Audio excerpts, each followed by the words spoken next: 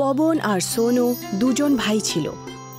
তাদের মা মরার আগে পবনকে সোনুর দায়িত্ব দিয়ে গেছিলেন, কারণ পবন চতুর ছিল আর সোনু খুবই সোজা সরল। আমার বাচ্চারা, আমার অন্তিম সময় চলে এসেছে আর আমার সোনুর জন্য চিন্তা হয়। ও খুব সোজা সরল ছেলে, ওর জীবন কিভাবে কাটবে, আর তার ওপরে ও এক পা দিয়ে বিকলাঙ্গ। মা, তুমি এরকমটা কেন বলছো? সোনা, এক না একদিন তো সবাইকে যেতেই হবে। আমার সময় এখন চলে এসেছে। আমি তোর বাবার কাছে যাচ্ছি। পবন, সোনুর দায়িত্ব এখন তোর ওপরে ছেড়ে যাচ্ছি। আমাদের যে ক্ষেত আছে তার মধ্যে খেতি করিস তোরা, আর নিজের জীবন যাপন করিস, আর সোনুর ধ্যান রাখিস। এটা বলে সোনুর মায়ের মৃত্যু হয়ে গেল। সোনু খুব দুঃখ পেল। পবনেরও মায়ের যাওয়ার পরে খুব কষ্ট হলো, কিন্তু ও খুব খুশিও হলো যে ওর কাছে ক্ষেতের একটা ছোট্ট টুকরো চলে এসেছে, আর এখন ওর জীবন যাপন খুব ভালোভাবে হবে। মা তো চলে গেল, কিন্তু সব দায়িত্ব আমার কাঁধার ওপর চেপে দিয়ে গেল। এই ল্যাংড়া সোনুকে নিয়ে আমি কতদিন সামলাবো? আমারও পরিবার হবে, আমারও বাচ্চা হবে। আমি সারা জীবন ধরে একে সামলে নেবো নাকি? না, আমি এরকমটা হতে দেবো না। পবন ভাবছিল যে ও সোনুকে নিজের থেকে দূরে কিভাবে করবে। তক্ষুনি ওর শয়তানি মাথায় একটা বুদ্ধি এলো, আর ও সোনুকে আওয়াজ দিল, দেখ সোনু, মা আমাদের ছেড়ে চলে গেছে, এখন তোর দায়িত্ব আমার কাঁধে। এত বড় একটা ক্ষেত, সেটা আমি কিভাবে একা সামলাবো? আমি তো খেতেও করতে পারি না। এত বড় ক্ষেতে আমি চাষবাস করব কি করে? সেটা তো আমি করতেও পারি না। তার কারণ আমি মায়ের সঙ্গে কোনোদিন চাষবাস দেখেইনি। তুই সব সময় মার সঙ্গে থাকতিস। মা আমাকে চাষবাস করতে দিতই না, আমাকে সব সময় পড়াশোনা করতে বলতো। দাদা, তুমি চিন্তা কেন করছো? আমি পুরো ক্ষেত সামলে নেব, তুমি তোমার পড়াশোনায় মন দাও। সোনু, তুই কত ভালো। তুই চাষবাদের দায়িত্ব নিয়ে আমার মাথার ওপর থেকে অনেক বড় একটা চাপ সরালি। তুই জমি জমা সামলা, আর আমি পড়াশোনার দিকে মন দিই। তুমি নিশ্চিন্ত হয়ে যাও, আমি এখন খেতে যাচ্ছি। সোনু কড়া রোদে খেতি করতে শুরু করে। ও খেতে ছোলার ডাল আর আটার চাষ করে, যা খুব ভালো ফসলের রূপে রূপান্তরিত হয়। তাকে দেখে সোনু খুব খুশি হচ্ছিল, কারণ ওর পরিশ্রম এখন কাজে লাগবে। ও দৌড়ে দৌড়ে পবনের কাছে যায়। আরে আস্তে আয়, এত ব্যস্ত কিসের? এমন কি ঘটনা ঘটলো যে তুই এত জোরে জোরে আসছিস? এমনিতে তো চলতেও পারে না, আর এখন দেখো হাওয়ার বেগে চলে আসছে। দাদা, এত সুখবর এনেছি। দেখো, আমার পরিশ্রম কাজে লেগেছে। দেখো ফসল কত সুন্দর হয়েছে, একদম সোনার মতো হাওয়ায় বইছে। ছোলার ডাল আর আটার ফসল খুব ভালো হয়েছে দাদা। তাই নাকি? সত্যি সত্যি? পবন যখন খেতে আটা আর ছোলার ডালের ফসল দেখল, তখনও খুব খুশি হলো, আর তার মনে লোভ চলে আসে। এই সোনু যদি এখানে থাকে, তাহলে এর অর্ধেক ভাগ আমাকে দিতে হবে। আমি অল্প কিছু ছোলা আর গম দিয়ে একে তাড়িয়ে দিই। দেখ সোনু, তুই অনেক পরিশ্রম করেছিস, এটা খুব ভালো কথা। আমি কতদিন তোর বোঝা বইব? তুই তোর ভাগের ছোলা আর গম নিয়ে তুই এখান থেকে বেরিয়ে যা। দাদা, তুমি এরকম কেন বলছো? মা তোমাকে আর আমাকে একসাথে থাকতে বলেছিল। মা এখন এই দুনিয়ায় নেই, তাই তুইও এখন আমার জীবন থেকে চলে যা। পবন সোনুকে ধাক্কা মেরে ওখান থেকে বার করে দেয়। সোনু দুঃখিত মনে একটা নদীর পাড়ে গিয়ে বসে যায়। তক্ষুনি ওর বন্ধু অনিল ওর কাছে আসে আর ওকে ওর উদাসীর কারণ জিজ্ঞাসা করে। সোনু সমস্ত কথা অনিলকে বলে। অনিল তার দুঃখ শুনে তাকে নিজের সাথে বাড়িতে যেতে বলে। বন্ধু, আমি আমার ভাইয়ের কাছে এরকমটা ভাবিনি। আমাকে বাড়ি থেকেই বার করে দিল। এখন আমি এই পৃথিবীতে কার সঙ্গে থাকবো? এই এক মুঠো আটা আর এক মুঠো ছোলার ডাল নিয়ে আমি জীবন কি করে কাটাবো? ভুল তো এমনিতে দাদারও নেই। আমার মতো বিকলাঙ্গ আর কম বুদ্ধি ছেলেকে নিজের সাথে কে রাখবে বল? আরে চিন্তা করছিস কেন? তোর মাথায় বুদ্ধি নেই সেটা না, আসলে তুই হলো সরল, আর সবাই সবাইকে ঠিকভাবে চিনতে পারে না যে সে কি পারে। কিন্তু আমি করবই বাকি। তুই চিন্তা করিস না, আমার বাড়িতে চল, আমার মা আজকে ডাল ভাত বানিয়েছে, চল খুব মজা করে খাবি। সোনুর অনেকবার বারণ করা সত্ত্বেও অনিল সোনুকে নিজের সাথে নিজের বাড়ি নিয়ে যায়, আর বাড়িতে নিয়ে যাওয়ার পর তাকে খাবার দাবার খাওয়ায় যা সোনু খুব পছন্দ করে। এটা তো খুবই ভালো, মনে ইচ্ছে হচ্ছে শুধু খেয়েই যাই। আমি এত দারুণ খাবার কোনো দিন খাইনি। আমার মাথায় একটা বুদ্ধি এসছে, তুই ডাল আর এই গম দিয়ে একটা ভালো কিছু রেসিপি বানাচ্ছিস না কেন? মানে আমি এরকম করতে পারবো? আমার কাছে তো কোনো জায়গাও নেই। তুই এর চিন্তা করিস না, আমি তার ব্যবস্থা করে দেব। অনিল সোনুর সাহায্য করে, আর তার সাহায্যের সাথে সোনু খাবার বানাতে শুরু করে, কিন্তু ওখানে কোনো গ্রাহক তার খাবার খেতে আসতো না। তখনই ওখানে একজন বুড়ি মা আসে আর তার কাছে খাবার চায়। মা, আজই দোকান শুরু করেছি, কোনো গ্রাহক আসেনি, আপনি হলেন আমার প্রথম গ্রাহক। আমি আপনার জন্য খিচুড়ি নিয়ে আসছি। কিন্তু সোনা, আজ তো তোমার ব্যবসার প্রথম দিন, তাই না? আর আমার কাছে তোমাকে দেওয়ার জন্য কিচ্ছুই নেই সোনা। আপনার কাছে তো অনেক দামি জিনিস আছে, আর সেটা হলো আপনার আশীর্বাদ। আপনি শুধু আমায় আশীর্বাদ দিন আর এই খিচুড়ি খেয়ে যান। বুড়িমা ওখানে বসে খিচুড়ি খেয়ে খুব খুশি হলেন, আর উনি নিজের ঝুলি থেকে একটু ছোলার ডাল বার করে, আমার কাছে তোমাকে দেওয়ার জন্য কিচ্ছু নেই, ব্যাস হ্যাঁ এই ছোলার ডাল আছে, এটাই আমার আশীর্বাদ ভেবে নিজের কাছে রেখে নাও আর নিজের খিচুড়িতে মিশিয়ে দিও। এইটুকু বলে উনি ওখান থেকে চলে যান।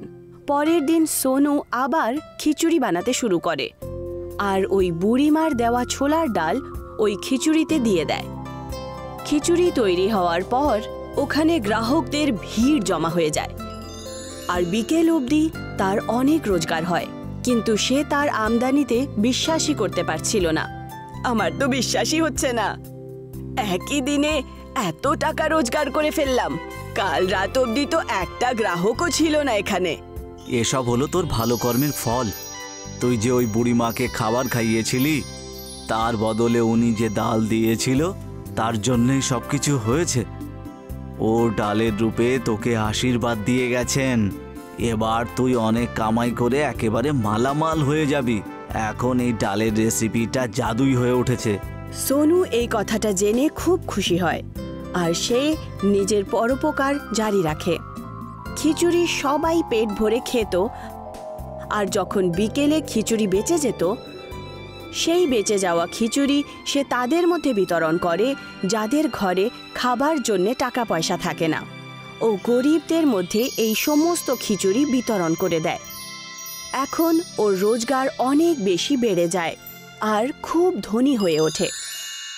মা, চিন্তা করো না, আমি এক্ষুনি কাউকে সাহায্যের জন্য ডেকে আনছি। দীপু, তুই 5 মিনিট মায়ের কাছেই দাঁড়া।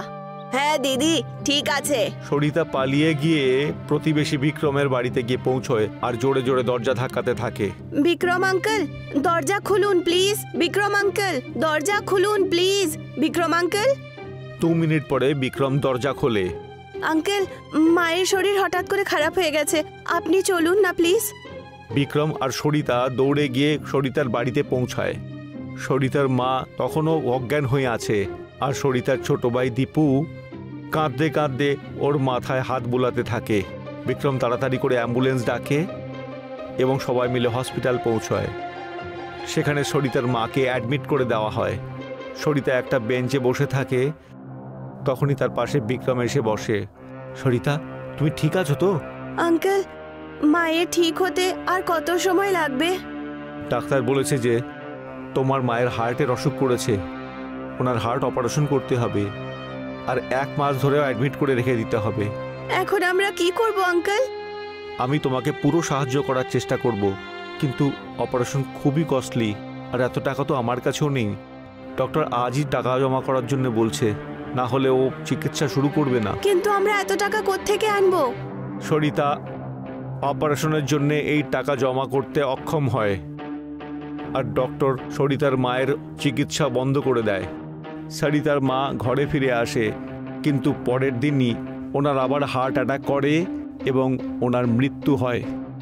সরিতা এই পৃথিবীতে হঠাৎ একলা হয়ে পড়ে আর তার উপর ছোট ভাই দীপুর দায়িত্ব এসে পড়ে। ও নদীর ধারে বসে নিজের পরিবারের সম্বন্ধে ভাবতে থাকে। সময় কিরকম খেলা করছে। 1 বছর আগে আমাদের হাসি খুশির পরিবার ছিল, কত আনন্দে ছিলাম আমরা। বাবা রোজ রাত অফিস থেকে আসতেন আর আমাদের জন্য খেলনা নিয়ে আসতেন, আর মা আমাদের জন্য কত রকমের খাবার বানিয়ে রাখতেন। আমি আর দীপু খুব লড়াই করতাম আর উনি আমাদের বকতেন।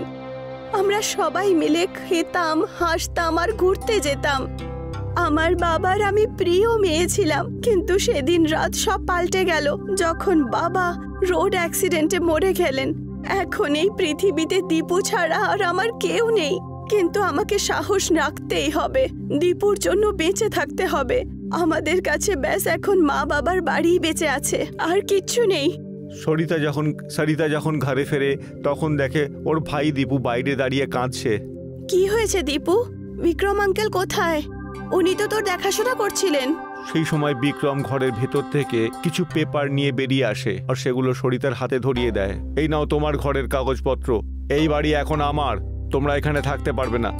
যাও, নিজের জিনিসপত্র গুছিয়ে নাও আর এখান থেকে বেরিয়ে যাও। সরিতা নিজের চোখকে বিশ্বাস করতে পারে না।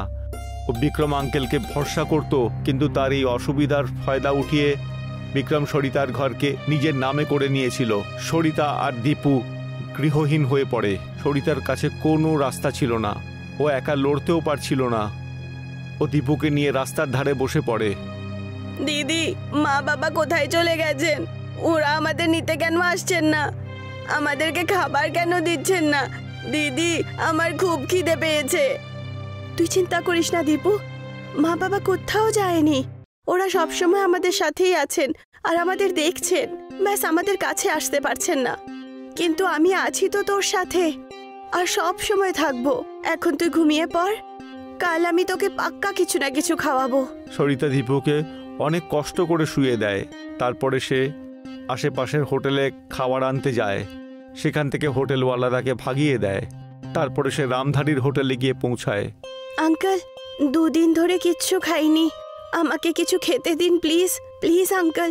কে জানে কোথার থেকে সব এসে পড়ে রোজ। যাও এখান থেকে, আমাদের কাছে ফোকটে দেওয়ার মতো খাবার নেই এখানে, ভিখারি মেয়ে কোথাকার। ঠিক তখনই সব কথা এই হোটেলের মালিক রামধারী শুনে নেয় আর সে এসে সরিতাকে জিজ্ঞেস করে, কি হয়েছে মা, এতক্ষণ ধরে এখানে কি করছো? আমি আর আমার ভাই 2 দিন ধরে কিচ্ছু খাইনি, প্লিজ কিছু খেতে দিন।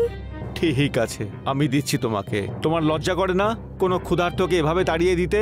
যাও গিয়ে ওনার জন্য খাবার নিয়ে এসো। তুমি বাতাও মা, তোমার সাথে কি হয়েছে? সরিতা রামধারীকে পুরো ঘটনাটা বলে। সরিতার এই পুরো ঘটনা শুনে রামধারীর মনে প্রচুর দয়া হয় এবং সে বলে, বলো আমি তোমাকে আর কিভাবে সাহায্য করতে পারি? আমি নিজেই টাকা রোজগার করতে চাই স্যার। আমার মা আমাকে খুব ভালো ছোলে কুলচে বানাতে শিখিয়েছেন। আমি সেটা বানিয়ে বিক্রি করে পয়সা রোজগার করতে চাই, কিন্তু আমার কাছে এই কাজ শুরু করার জন্য টাকা পয়সাই নেই। যদি আপনি আমার এতে সাহায্য করতে পারেন তাহলে আমি সারা জীবন আপনার কৃতজ্ঞ থাকব। রামধারী সরিতাকে কিছু টাকা এনে দেয় আর তারপর বলে, তোমার সাহস কিন্তু দেখবার মতো। তুমি কখনোই নিজের জীবনে কিন্তু হার মানার নয়। নিজের মা বাবাকে হারিয়ে প্রতিবেশীর থেকে এত বড় ধোঁকা খাওয়ার পরেও তুমি নিজে থেকে নিজের কাজ শুরু করতে চাও। আমি তোমাকে পুরো সমর্থন করব। আমি এই সব কিছু আমার ভাই দীপুর জন্যই করছি। যদি ও না হতো তাহলে আমি হয়তো আজ বেঁচেই থাকতাম না স্যার। আমি আপনার কাছে আরো একটা জিনিস চাইছি স্যার। হ্যাঁ, তো? আমি হোটেলের বাইরে একটা পুরনো সাইকেল দেখলাম স্যার। আমি কি ওই সাইকেলটা নিতে পারি? আমি ওই সাইকেলেই আমার ছোলে কুলচের বিজনেস স্টার্ট করব। ঠিক আছে, আমি সেটাকে রিপেয়ার করে তোমাকে কাল সকালে দিয়ে দেব। সেইভাবে রামধারীর সহায়তায় সরিতা ছোলে কুলচে বানানো শুরু করে এবং তাকে সাইকেলের উপর নিয়ে বিক্রি করা শুরু করে এবং ও তার ছোলে কুলচের নাম রামধারী ছোলে কুলচে রাখে। আর ওর ছোলে কুলচে খুবই সুস্বাদু খেতে হয়। আর সেটা খাবার জন্যে প্রচুর লোক সরিতাকে নিজেদের ঘরে ডাকে। রামধারী সরিতাকে উন্নতি করতে দেখে খুব খুশি হয় আর ওর সরিতাকে নিয়ে খুবই গর্ববোধ হয়। সরিতা রামধারীকে তার নিজের বড় ভাইয়ের মতো সম্মান করে আর ধীরে ধীরে ওনার সমস্ত ধার মিটিয়ে দেয়। সরিতা যত টাকা কামায় তাই দিয়ে দীপুকে একটা ভালো স্কুলে ভর্তি করে দেয় আর তাকে খুব পড়াশোনা করায়। সরিতা 28 বছর পর্যন্ত সাইকেলের ওপর ছোলে কুলচে বেচতে থাকে আর ওর ভাই দীপু লেখাপড়া করে একজন খুব বড় অফিসার হয়ে যায়। দীপু সরিতাকে নিজের মায়ের সমান মনে করে এবং সমস্ত সফলতার রোজগার সে সরিতাকে দেয়। দীপুর অফিসার হবার পরেও সরিতা ছোলা কুলচা বিক্রি করা ছাড়েনি, কারণ এটা করেই সে নিজের পায়ে দাঁড়াতে পেরেছিল। ও গোটা শহরে সাইকেলের ওপর রামধারী ছোলে কুলচে বিক্রেতা নামেই পরিচিত হয়ে থাকে আর বাইরের শহর থেকেও সরিতার ছোলে কুলচে খাবার জন্য লোক আসতে থাকে। সেখানে গ্রামের সব লোক পাওভাজি খেতে আসতো। ওহ, যা বানায় না, দারুণ। ভাই মাখনলাল, একটা জমিয়ে পাও ভাজি করে দাও তো। এক্ষুনি দিচ্ছি দাদা। বাহ বাহ ভাই, তোমার হাতে জাদু আছে। এত সুস্বাদু পাও ভাজি কি করে বানাও বলো তো? সত্যি তাই, সত্যি তাই। আহ, কি সুন্দর। সবই ভগবানের আশীর্বাদ দাদা। ঠিকই বলেছ। মাখনের খদ্দেরদের ওর তৈরি পাওভাজি খুব পছন্দের ছিল। এই পাওভাজি বানানোর জন্য মাখন রোজ সকালে উঠে বাজারে যেত আর সব থেকে ভালো সবজি কিনত। তারপর সে দুধের ডেয়ারি গিয়ে মাখন কিনত। এই সব ভালো ভালো সামগ্রী দিয়ে তৈরি পাওভাজি খুব সুস্বাদু আর পুষ্টিকর হতো। মাখন পাওভাজি 30 টাকায় বেচত আর সবাই খুব আনন্দ করে খেত। না, দারুণ। ও, কি সুন্দর গন্ধ। একদিন মাখনের দোকানের পাশে একটা বড়া পাওয়ের দোকান খুলল। মাখনদা, তোমার পাও ভাজি সত্যিই খুব ভালো। সবই ভগবানের আশীর্বাদ ভাই। ঠিকই বলে। মাঝে মাঝে মাখন আর গিরিধারী গল্প করত। একদিন, দাদা, তুমি ওই রাতের বাজারে খোঁজ জানো যেখানে সবজি খুব সস্তায় পাওয়া যায়? তাই? চলো দাদা, একবার গিয়ে দেখবে। রাতের বাজার? সেই সবজিগুলো দিনে বিক্রি হয় না, সেইগুলো রাতে সস্তায় বিক্রি হয়। কিন্তু সেগুলো কি অতটা ভালো হবে? ভালো খারাপ দিয়ে আমাদের কি?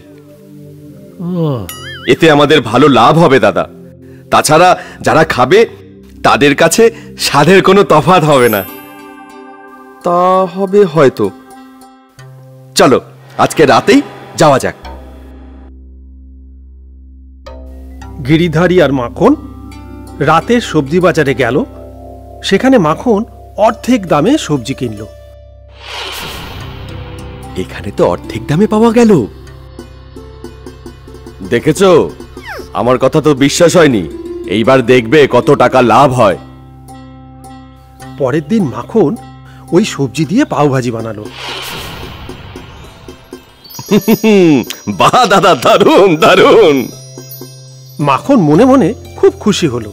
ওর খদ্দেররা কোনো তফাতই বুঝতে পারল না। মাখন বেশি লাভের জন্য ওই সবজি রোজ কিনতে লাগলো, পাওভাজি বিক্রি করতে থাকলো। কিন্তু ওর এই খুশির মেয়াদ বেশি দিন হলো না। একদিন এক মহিলা কাঁদতে কাঁদতে মাখনের দোকানে এলো। তোমার জন্য আমার স্বামী হাসপাতালে ভর্তি। আমি কি করলাম? তোমার জন্য। তোমার ওই দোকান থেকে আমার স্বামী রোজ পাওভাজি খেত। তো ওনার ফুড পয়জনিং হয়েছে। ডাক্তার বলেছে সেটা তোমার ওই পাওভাজি খেয়েই হয়েছে। না না বোন, সেটা তোমার ভুল হচ্ছে।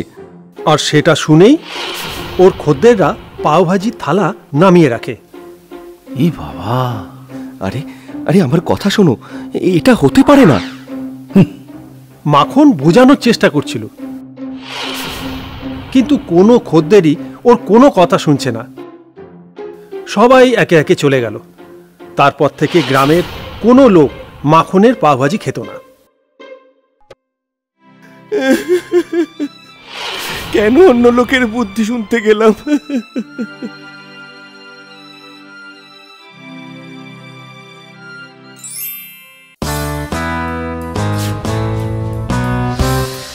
এই গল্পটি বলিরামপুরের। পুরো গ্রামে একটাই মুদির দোকান ছিল, বাবলু গুপ্তার। এখানে চাল, ডাল, নুন, তেল সবকিছুই পাওয়া যেত। ও ভাই বাবলু, আমায় 20 টাকা কিলো চাল দাও তো। কি দিদি, 20 টাকা কিলোর চাল কি কোনো চাল হলো?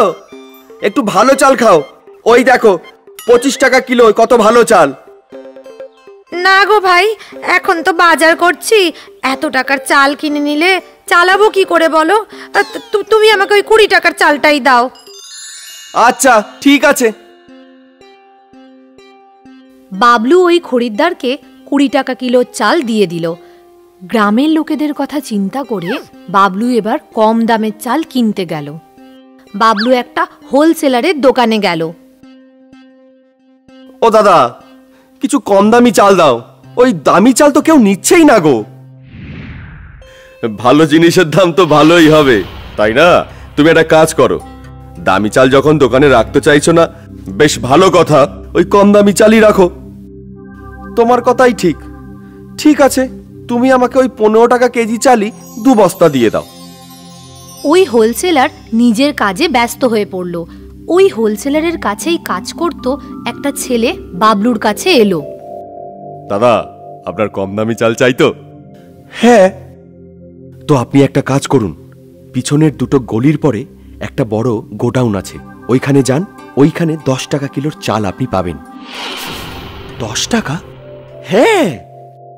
দাদা, আপনি এক্ষুনি বস্তা বার করবেন না, আমি আসছি, এক্ষুনি আসছি। আরে আরে আরে আরে কোথায় যাচ্ছ? আরে বাবা, এও চলে গেল। ততক্ষণে বাবলু বেরিয়ে গেছে। বাবলু ওই লোকটার বলা রাস্তা দিয়ে যেতে যেতে একটা বড় গোডাউন দেখতে পেল, যার বাইরে একটা লোক বসেছিল। মনে হচ্ছে এই সেই গোডাউন। কি চাই ভাই? চাল চাই। কত করে আছে? এখানে 8 টাকারও চাল আছে, 10 টাকারও চাল আছে, আর 12 টাকারও চাল আছে। বাবা, আপনি আমাকে ওই 8 টাকা আর 10 টাকার চাল 2 বস্তা করে দিয়ে দিন। হ্যাঁ ঠিক আছে। লোকটা বাবলুকে চালের বস্তা দিয়ে দিল। বাবলু চালের বস্তা নিয়ে দোকানে এলো, আর দোকানের ঠিক সামনে ওই বস্তাগুলোকে রেখে দিল। চাল 15 টাকা কিলো আর চাল 17 টাকা কিলো বলে বেচতে শুরু করলো। দাম দেখে এক মহিলা ওখানে এলো। বাবলু ভাই, আজ চাল এত সস্তা কি করে গো? আরে বাবা, এই গ্রামের লোক তো সস্তা চালই খুঁজছিল, তাই তো নিয়ে এসেছি। দেখুন কত ভালো চাল, আর দামও সস্তা। হ্যাঁ হ্যাঁ, আপনি আমাকে ওই 15 টাকা কিলোর চালটা 10 কিলো দিয়ে দিন। আচ্ছা ঠিক আছে। বাবলু ওই 10 কিলো চাল মেপে মহিলাকে দিয়ে দেয়। মহিলার মুখ থেকে সস্তা চালের কথা সারা গ্রামে ছড়িয়ে পড়ল, এবং দলে দলে লোক বাবলুর দোকানে চাল কিনতে আসতে লাগলো। ও ভাই, 10 কিলো চাল দাও তো। আমাকে ভাই 15 কিলো দিও। সন্ধ্যের মধ্যে বাবলুর সব চাল শেষ হয়ে গেল। এই না হলো কথা, একদিনে এত লাভ। কাল গিয়ে আরো চাল কিনে আনবো। পরের দিন বাবলু আরো চাল কিনে আনলো আর দোকানে বিক্রি করতে লাগলো। আজ ভিড় একটু কম ছিল, কিন্তু তাও বাবলুর ব্যবসা কিন্তু ভালো হয়েছিল। বাবলু খুব খুশি ছিল। এই ঘটনার ঠিক 2 সপ্তাহ পর হঠাৎ গ্রামের লোক অসুস্থ হয়ে পড়ল। হায় হায়, আমার স্বামীর এই কি হলো? এই কি হলো আমার স্বামী? হ্যাঁ, আমার খুব পেটে ব্যথা। আমারও পেটে। গ্রামের সরকারি হাসপাতালে রোগীদের ভিড় জমতে থাকলো। সবাই পেট ব্যথায় কাতর হয়ে পড়ল। কি খেয়েছিলে কি তোমরা যে গ্রাম শুদ্ধ অসুস্থ হয়ে পড়লে? নার্স, একটা কাজ করো তো, ফুড ডিপার্টমেন্টকে একটু ইনফর্ম করো। ফুড ডিপার্টমেন্টের অফিসার ডক্টর সিমিলে। কি খেয়েছে এরা? ঠিক বুঝতে পারছি না অফিসার, কিন্তু মনে হচ্ছে এরা কোনো বাজে চাল খেয়েছে। ওই প্লাস্টিক চাল টাইপের কিছু। প্লাস্টিক চাল?